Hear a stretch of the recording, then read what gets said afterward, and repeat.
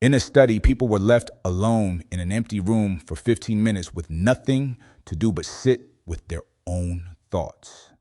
No phone, no book, nothing. The only other option available to them was a button that delivered a mild electric shock. A significant portion of them pressed the button repeatedly. Some of them shocked themselves more than a dozen times rather than sit quietly and think. Read that again. Given a straight choice between doing absolutely nothing and inflicting physical pain on themselves, a meaningful number of people chose the pain. Why would doing nothing feel worse than being hurt? That's the real question buried underneath the habit almost everyone has and almost nobody examines. The compulsion to always be doing something. The low hum of guilt that shows up the second you sit still. The reflex to open your phone the instant a task finishes, not because there's anything urgent waiting, but because stillness itself has started to feel unbearable. You've probably assumed, if you've ever caught yourself feeling guilty on a lazy Sunday, that this is just personal weakness, a discipline problem, evidence that you should be more productive, more driven, more like the people who seem to fill every hour with something. That assumption isn't just wrong, it's backwards. Psychologist Timothy Wilson at the University of Virginia ran that shock study in 2014, and the results startled even the researchers who designed it. Participants weren't told beforehand that they'd have access to a shock button. Many of them, before the experiment began, said they'd pay money to avoid being shocked at all. And yet, alone with their thoughts, with nothing else to occupy them, they chose the button anyway. Wilson's conclusion wasn't that people secretly enjoy pain. It was that the human mind left with no external task becomes an uncomfortable place to be. Doing nothing isn't neutral. For a lot of people, it's actively aversive. Sit with that for a second. Some people dislike being bored. An unstructured, quiet mind was so uncomfortable that self-inflicted pain felt like the better option. That alone should reframe every time you felt guilty for resting. But it's only the first piece of a much stranger puzzle. A few years earlier, researcher Christopher Hsee at the University of Chicago ran a different experiment. Participants were given a simple choice: sit and wait 15 minutes doing nothing and then receive a piece of candy. Or walk a longer distance to receive the exact same candy for no additional reward, no extra prize, nothing gained except being busy during the wait. Most people chose to walk, not because it got them anything more, because doing something, even something pointless, felt better than doing nothing at all. Hsee called this idleness aversion, and he was careful about what it did and didn't mean. It wasn't that people enjoyed the walking itself. Many of them afterward couldn't clearly explain why they'd chosen it. The busy work wasn't satisfying. It was just less uncomfortable than sitting still. Here's what that means for your actual Sunday afternoon. That restless itch to reorganize a drawer that was already fine to answer an email, that could have waited to scroll for no reason other than to not be doing nothing that isn't random. It's a documented, replicated psychological pattern. Your brain isn't malfunctioning when stillness feels unbearable. It's doing exactly what Hsee's participants' brains did. If that were the whole story, it would already be worth knowing. But there's a third piece of research that explains why this feeling has gotten so much sharper in recent years, and it has nothing to do with your willpower and everything to do with what busyness has quietly come to represent. Researcher Ashley Whillans at Harvard Business School studies how people perceive time and status. In a 2017 study, she and her colleagues found something that would have sounded absurd a century ago. When people were shown descriptions of two strangers, one with a packed, exhausting schedule, one with abundant free time, they consistently rated the busy person as having higher social status. Read that twice. Not the relaxed person, the exhausted one. For most of human history, leisure was the marker of status. The people who didn't have to work were the ones at the top.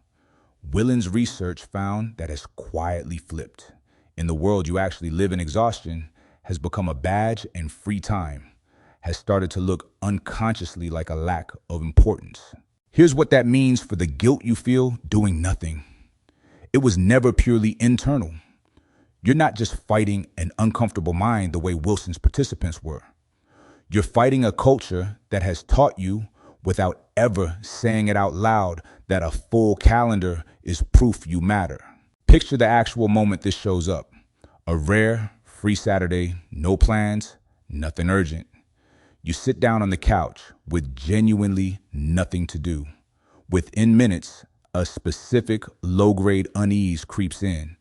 Not boredom exactly, something closer to a quiet alarm, the kind you'd feel if you suspected you'd forgotten to do something important, except nothing is actually wrong.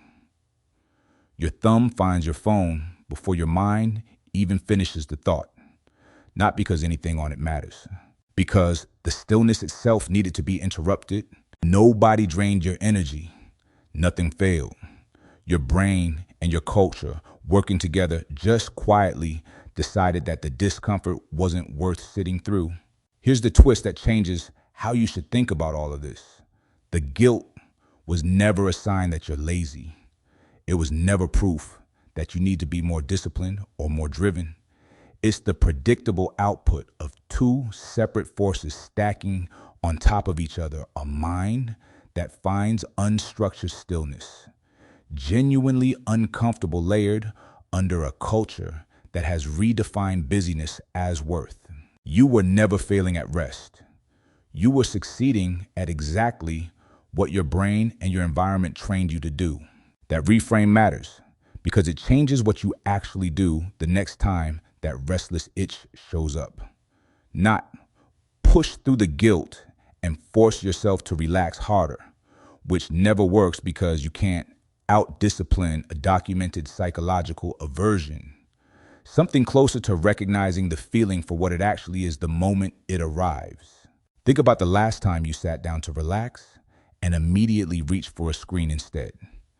That reach wasn't a character flaw. It was Hsee's idleness, aversion, showing up in real time in your own living room, exactly the way it showed up in a university lab a decade earlier. Once you can name what's happening, the choice changes shape. You're no longer deciding between being productive and being lazy. You're deciding whether to sit through a specific, well-documented temporary discomfort or to feed it the way most people do by staying busy enough to never have to notice it's there. None of this means constant activity is bad or that ambition is some symptom to be cured.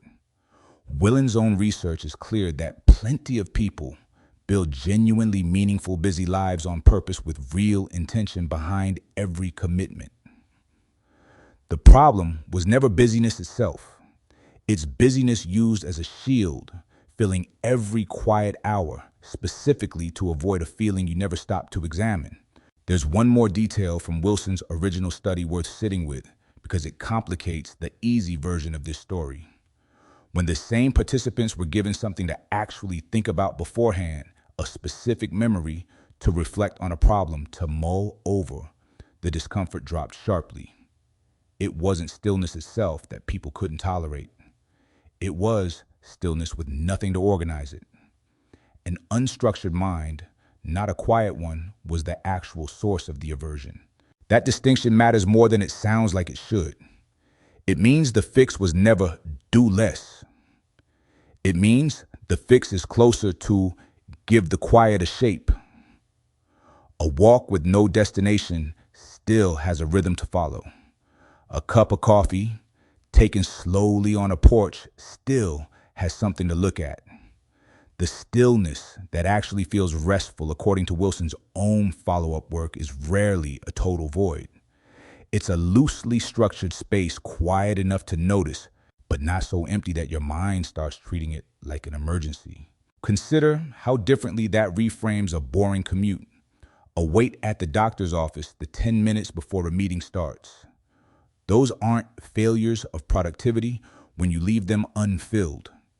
They're small, repeated tests of exactly the aversion Wilson and Hsee both documented, and every time you resist the urge to fill them reflexively, you're practicing tolerating a discomfort that most people never learn to sit through at all. The next time a free afternoon opens up and that low static of guilt starts creeping in, you don't have to fight it or obey it. You can just notice it the way you'd notice any other predictable, well-studied reaction and ask yourself a different question than the one you're used to asking. Not, why can't I just relax? But, what am I about to fill this silence with? And is it actually necessary? Or is it just quieter than the alternative? In that study alone, in an empty room, a meaningful number of people chose pain over stillness. You don't have a shock button on your couch, but every time you reach for your phone, the instant a task ends, you're pressing something remarkably similar, and now at least you know exactly why.